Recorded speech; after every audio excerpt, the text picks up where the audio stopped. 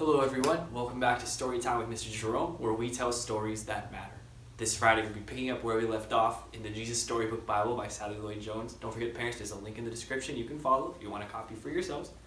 We'll be picking up where we left off reading today's story, which is titled 10 Ways to be Perfect. Last time, Moses and the children of Israel had just come through the Red Sea and been saved by God, and now we're going to see what other amazing things God has in store for his chosen people. Let's read together. 10 Ways to be Perfect. So there they all were. Grannies, granddads, babies, uncles, aunts, children, moms, and dads, out there in the middle of the desert. They had blisters from all the walking.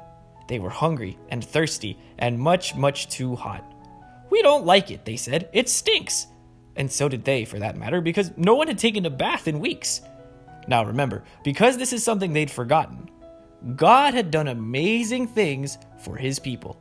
He'd hidden them inside a cloud. He'd moved the sea. He'd set them free. But God's people still weren't happy. They didn't care about being free. Wasn't it better when they were slaves? At least they'd had lots of nice food to eat. God doesn't want us to be happy, they said. It was the same lie that Adam and Eve had heard all those years before. God has brought us out here to kill us. God doesn't love us. But they didn't know God very well, did they? Should the children of Israel have trusted in God? Yes, they should have, because God had done so many amazing things for them. But because they were humans and humans make mistakes, they made the mistake of not wanting to trust God, even though he had done so much for them.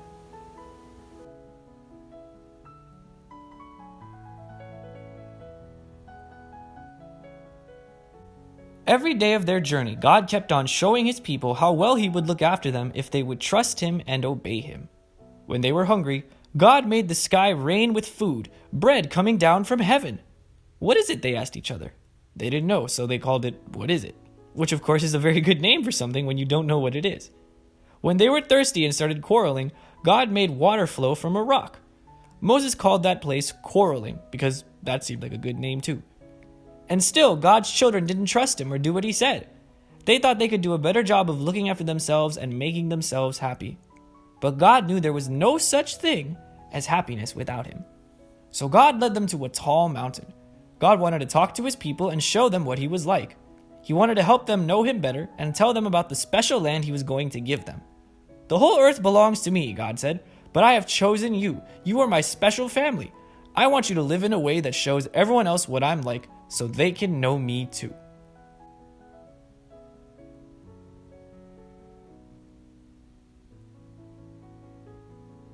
God called Moses up the mountain.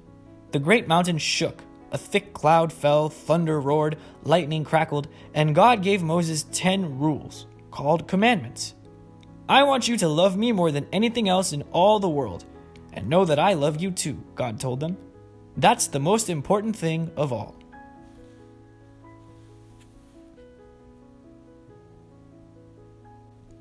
God gave them other rules, like don't make yourself pretend gods, don't kill people or steal or lie. The rules showed God's people how to live, and how to be close to him, and how to be happy. They showed how life worked best. "God promises to always look after you," Moses said. "Will you love him and keep these rules?" "We can do it, yes, we promise."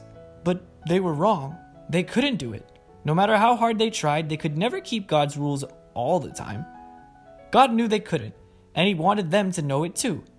Only one person could keep all the rules, and many years later God would send him to stand in their place and be perfect for them, because the rules couldn't save them. Only God could save them. Rules can be hard to keep. I know some of you in school struggle to keep the rules. And that's why God, even though he gave his people the rules, he knew that eventually he would have to come down and save them himself, because the rules would not be what saved his people. He would be the one who would do that. But we'll talk more about God who would save his people a little bit later. For now, let's make sure we remember to follow the rules wherever we are, whether it's the 10 rules that God mentioned, or the rules at school that we have, or the rules at home. Let's make sure we follow the rules that we've been given. And let's also be thankful to God for all the good things that he's done for us. But now it's time for our Learning Minute. We read today that God fed his people with special bread from heaven, which the children of Israel called manna. We don't know exactly what this manna would have been like, but we know it must have been delicious. I mean, it was literally bread from heaven. Bread is something that people from all over the world eat every day. You can add a lot of things to bread to make different kinds of bread, but the two main ingredients in bread are flour and water. Bread is good on its own, but it goes very well with other foods, which is why bread is so popular across the world. It fits so well in all the different cultures' ways of eating. Here's a question for you to discuss with your parents. How do you like to eat bread? I hope you enjoyed that Learning Minute, and I hope you enjoyed this story from the Jesus Storybook Bible. Join us again this Monday at 7 p.m. for another story that matters. Until then, have a great day. Don't forget to like and subscribe, and take care. Goodbye.